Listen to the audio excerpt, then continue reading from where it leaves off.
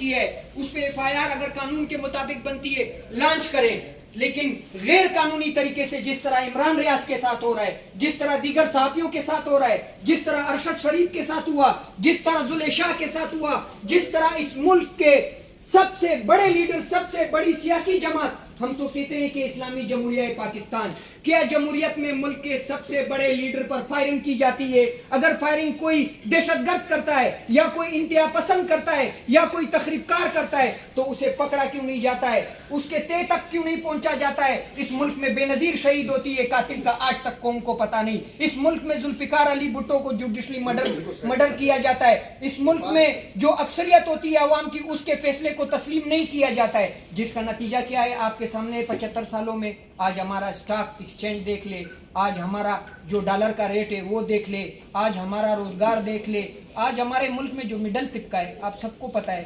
Middle طبقہ بھی اس وقت اپنے 2 وقت کے زندگی کا جو اسے ضرورت ہوتی ہے وہ گزارا نہیں کر پا رہا ہے۔ وہ اپنے بچوں کو تعلیم کے لیے جو اس کو فیس کی ضرورت ہے وہ ادا نہیں کر پا رہا ہے۔ وہ جو بجلی کے بڑے بڑے بل اس کے اوپر آ رہے ہیں وہ ادا نہیں کر پا رہا ہے۔ یہ کیوں؟ یہ اس لیے جو 75 سال ہم نے غلط فیصلے کیے ہیں نا، جس کی وجہ سے آج ہم مقروض ہو چکے ہیں۔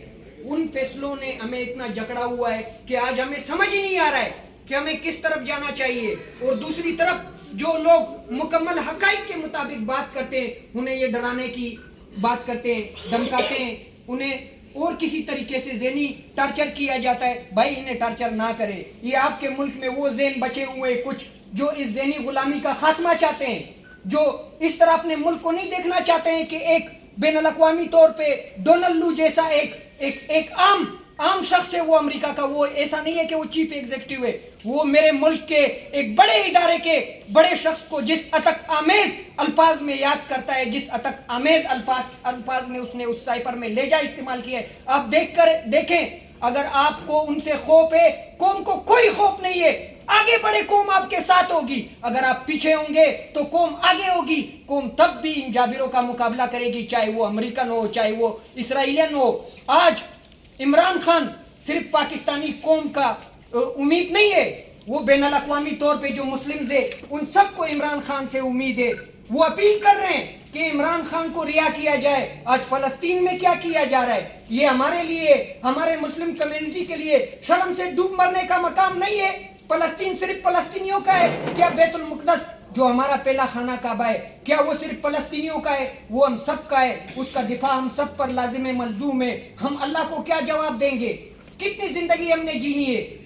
جو اثاثے ہم بار بنا رہے ہیں، جو سرمایہ دار ہے یا اس ملک میں جو غریب ہے، کیا ان کا کفن الگ ہوگا؟ کیا ان کی قبر الگ ہوگی؟ کیا ان کا حساب کتاب الگ ہوگا؟ وہاں کوئی ایسا قاضی نہیں ہوگا جو خوف میں ہوگا، وہاں کوئی ایسا فیصلہ نہیں ہوگا جو امریکن، جو ڈرے ہوئے لوگ ہیں امریکہ سے، ان کے نظر کے مطابق ہوگا۔ وہاں مکمل انصاف ہوگا۔ ہمیں وہ زندگی بھی یاد کرنی چاہیے۔ یہ ایک امتحان ہے ہمارا۔ جو یہ سمجھتے ہیں کہ ہم نے مشکل زندگی نہیں گزارنی ہے، ہم نے حالات کا مقابلہ نہیں کرنا ہے، سکون کی زندگی گزارنی ہے، تو یہ ہماری اسلامی تاریخ نہیں ہے، یہ ہماری پاکستانی تاریخ بھی نہیں ہے۔ ہمارے ملک میں ایسے سپاہی بھی رہے ہیں جسے انڈین نے جب انہیں پکڑا ان کی زبان کاٹی گئی، انہوں نے اپنی زبان کٹوائی لیکن ملک کے خلاف بات نہیں کی۔ یہ ہماری تاریخ ہے، ہم نے اسی تاریخ کے مطابق آگے جانا ہے۔ ہم نے کبھی بھی ڈر سے کسی کے سامنے جھک کر، جس طرح ہم نے اپریل کے مہینے میں کیا اپنے ملک کے اس لیڈر کے ساتھ جس نے اس ملک کو اس وقت گروتھ دی جب بین الاقوامی طور پہ آپ سب کو پتا تھا کرونا کرائسس تھا۔ کرونا کرائسس ہوتے ہوئے اس نے آپ کے ملک کو جو گروتھ دی، اس نے آپ کے ملک کے انڈسٹری کو جو گروتھ دی، اس نے آپ کے ملک کے مزدور، کسان، جو آپ کے ملک کے نوجوان تھے، جو آپ کے ملک کے ویلڈر، ٹینٹر، موچی، نائی، آپ کو پتا ہے کہ رکشے والا جب دن اپنی دیہڑی کر کے گزار لیتا تھا تو وہ جا کر لنگر خانے سے کچھ اٹھا کے اپنے بچوں کو کھلاتا تھا۔ وہ کوئی خیرات خانہ نہیں تھا، وہ یہ بتایا جا رہا تھا کہ یہ پلائی ریاست ہے، ہم اپنے غریب لوگوں کا خیال کرنے والے ہیں۔ ہمیں اپنے تاریخ نے یہ کہا ہے، ہمیں مدینہ کے ریاست نے یہ کہا ہے، ہمیں اپنے پیغمبروں نے یہ کہا ہے، ہمیں اپنے بانی جو ہے قائد اعظم محمد علی جناح نے، جس کے 14 نکات آج ہم بھول چکے ہیں، جنہیں آپ وزیر اعظم بنانا چاہ رہے ہیں، خدا پاک کی قسم انہیں قائد اعظم کے 14 نکات یاد نہیں ہے، جنہیں آپ وزیر اعلیٰ نامزد کر رہے ہیں پنجاب کا، جو ملک کا سب سے بڑا صوبہ ہے، چرایا ہوا مینڈیٹ جو آرے ہوئے ہیں، انہیں آپ ایک اقتدار دے رہے ہیں، یقین مانے آپ اس ملک کو مزید پیچھے لے جا رہے ہیں، یقین مانے آپ اس عوام کو جو ہے مزید مایوس کر رہے ہیں. ہم ہاتھ جوڑ کے اپیل کرتے ہیں کہ خدارا ہمیں مزید مایوسی کی طرف نہ لے جایا جائے. ہم اس ملک میں ایک گلدستہ دیکھنا چاہتے ہیں، ہم اس ملک میں 1971 نہیں دیکھنا چاہتے ہیں. یہ ملک ایک گلدستہ ہے. جو آپ لوگوں سے گلہ شکوہ رکھتے ہیں انہیں گلے سے لگائیں. نفرت کو محبت ختم کر سکتی ہے، نفرت کو نفرت ختم نہیں کر سکتی ہے. جنہیں غدار کہا جاتا ہے انہیں ملائے اپنے سینے کے ساتھ. خدا پاک کی قسم وہ آپ کے ساتھ چلنے کے لیے تیار ہے. میرا تعلق بلوچستان کے ساتھ ہے لیکن وہ دستور کے مطابق آپ کے ساتھ تیار ہے، اس طرح تیار نہیں ہے. میں آپ کو چھوٹی سی مثال دیتا ہوں. کسی نے ایک بھی بات مائنڈ نہیں کرنی ہے.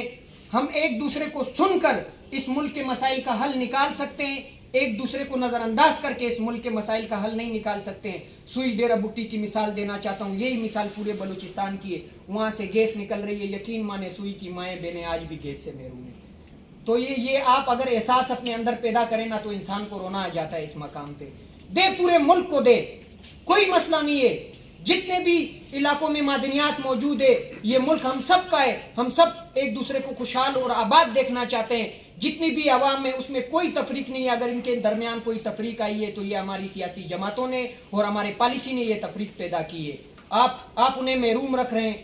آپ نے وہاں آپ جائیں دیکھیں وہاں انفراسٹرکچر کا کیا حال ہے. وہاں سڑکیں نہیں ہے، وہاں تعلیم